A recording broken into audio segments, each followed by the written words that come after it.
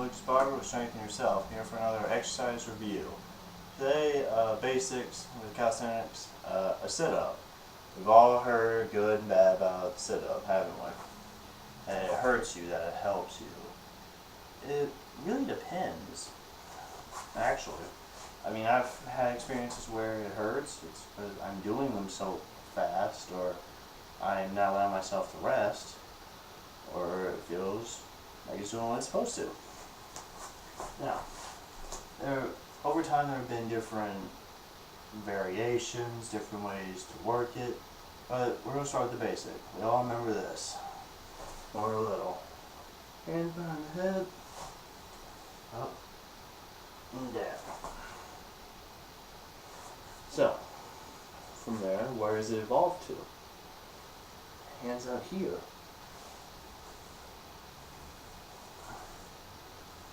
This way you're not jerking your neck around. But if you also do this, as I later learned, that if you flex out your hands, tighten them, work your forearms. Working your arms while doing sit-ups. Who would have thought? Now probably the most famous variation, the Rocky sit-up.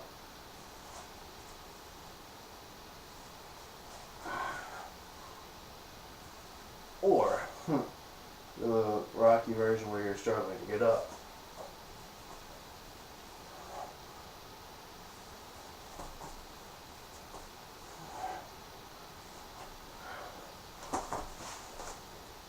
But, yeah. Sit-ups have evolved over time, just creating themselves. And like I said, you can work other body parts. As I showed you, just working arms. But I've also learned that you can work other muscle groups. For example, let me show you. So you see my arms are out here. Here's where my hand's facing up. So you do bicep curls. You could do a chest press. Now, here's where it gets interesting. You can go like that. So you get the downward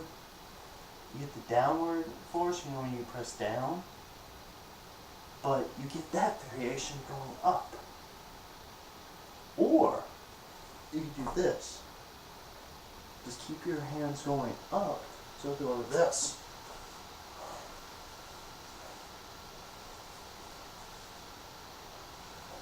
So now you're working chest and a bit of your shoulders. And your abs. Who knew? Just little things over time that developed. Where you're adding on. So you can pretty much any stationary isolation with your arms, you can practically do.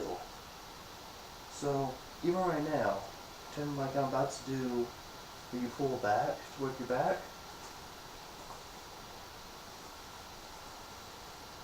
Granted, that takes away from the abs, but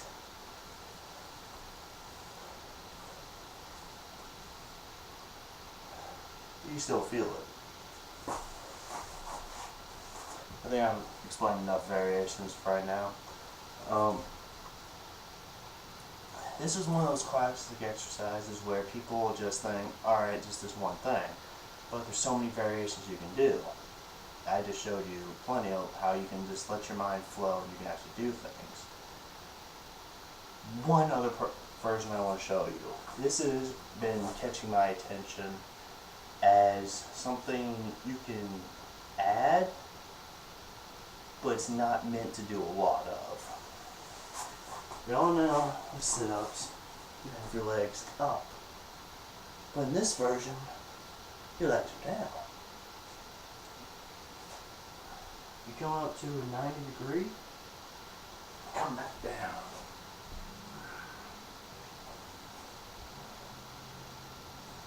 The idea is to take stress off of,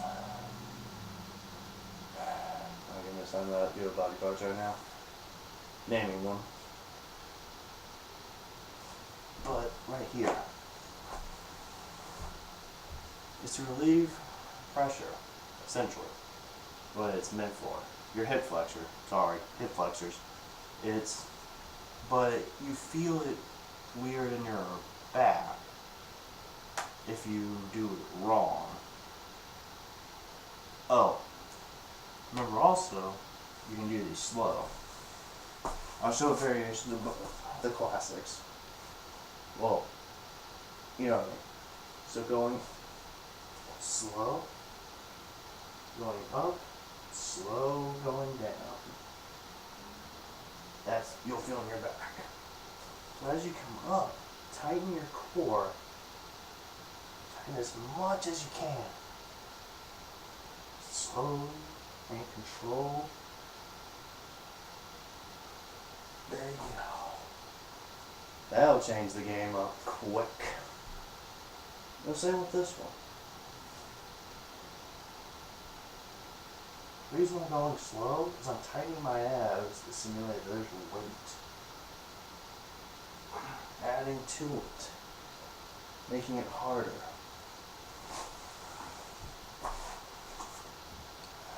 Anyway, this is me reviewing sit-ups overall.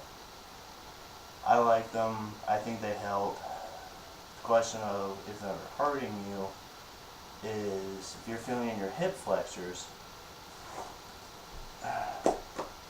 right here and on your side, maybe you're doing something wrong, or maybe they really aren't meant for you to do them. Or you can try so many other variations and have fun with it. See if it works for you, and again, if nothing works for you, do not add sit-ups to your repertoire. But majority of people, I think, that I know of don't feel pain there. They may feel a little bit of discomfort there if they're doing hundreds of them, but who wouldn't? So, I am Lucas Barber. It's Strengthen Yourself, and I would recommend adding this to your repertoire. Remember, strengthen yourself. Bye for now.